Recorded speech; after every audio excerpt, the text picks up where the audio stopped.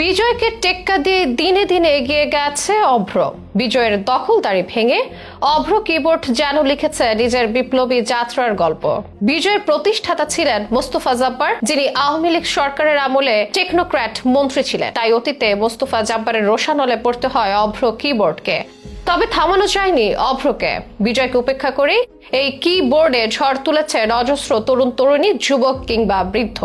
সম্প্রতি বাংলাদেশের দ্বিতীয় বেসামরিক পদক 21 পদককে ভূষিত করা হয়েছে অভ্র কিবোর্ডের প্রতিষ্ঠাতা বা আবিষ্কারক মেহেদী হাসান খানকে। যদিও তিনি এই কৃতিত্ব তার পুরো দলকেই দিয়েছেন, সেজন্য দলগতভাবে 21 পদক দেওয়ারও আহ্বান জানান। তার আহ্বানে সাড়াও দিয়েছে সরকার। আর এই ঘটনায় আবারও সবার আলাপে এই কিবোর্ডের বিষয়টি। কেমন ছিল অভ্র শুরুর গল্প, কিভাবে বা বিজয়কে টেক্কা দিয়ে এগিয়ে গেল এই কিবোর্ড, জানাবো বিস্তারিত।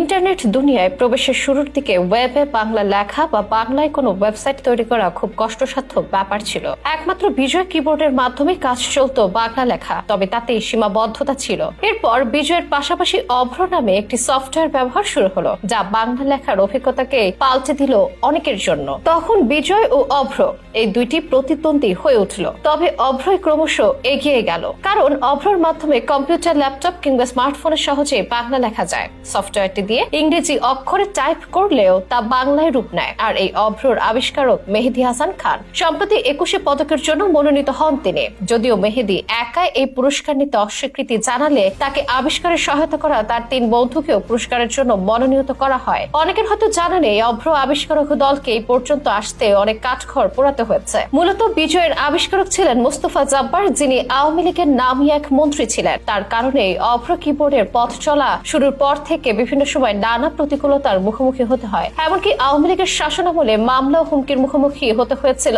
অভ্র ফোনেটিকের দলটি। নানা চড়াই উতরাই পেরিয়ে তবেই এ পর্যন্ত এসেছে অভ্রর প্রতিষ্ঠাতা মেহেদী হাসান খান। নবম শ্রেণী থেকে কম্পিউটার প্রোগ্রামিং শুরু করেন। বিভিন্ন প্রোগ্রামিং এর বই কিনে ঘরে বসে প্রোগ্রামিং শিখতেন তিনি। 2003 সালে ময়মনসিংহ মেডিকেল কলেজে ভর্তি হন মেহেদী। সেই বছরে মেহেদী সিদ্ধান্ত নেয় উইন্ডোজের জন্য বাংলা লেখার একটি সফটওয়্যার বানাবেন। আর একই সালে 26 মার্চ মহান স্বাধীনতা দিবসে প্রকাশ করেন অভ্র নামের সফটওয়্যারটি। অভ্র মানে আকাশ। ইউনিকোডের পাশাপাশি বিনামূল্যের ওপেন সোর্স সফটওয়্যার, তাই উন্মুক্ত আকাশের প্রতিশব্দই বেছে নেন মেহেদী। তখনও কে জানতো তার এই অভ্র পড়বে বিজয়ের রোষানলে। অভ্র সময়ের সাথে উন্নত হতে থাকে আর দ্রুতই জনপ্রিয় হয়ে ওঠে। তবে 2010 সালে মোস্তফা জব্বার অভিযোগ করেন হ্যাকাররা তার বিজয় সফটওয়্যারটি চুরি করে ইন্টারনেটে ছড়িয়ে দিচ্ছে। অভ্র কিবোর্ডকে পাইরেট সফটওয়্যার হিসেবে অভিহিত করেন তিনি। এমনকি অভ্রর বিরুদ্ধে বাংলাদেশ কপিরাইট অফিসে লিখিত অভিযোগ করেন। তবে পরবর্তীকালে আলোচনার মাধ্যমে বিষয়টি নিষ্পত্তি হয় এবং অভ্র থেকে ইউনি বিজয় লেআউট সরিয়ে নেওয়া হয়। এখানেই শেষ নয়। 2015 সালে মোস্তফা জব্বারের অভিযোগের ভিত্তিতে গুগল প্লে স্টোর থেকে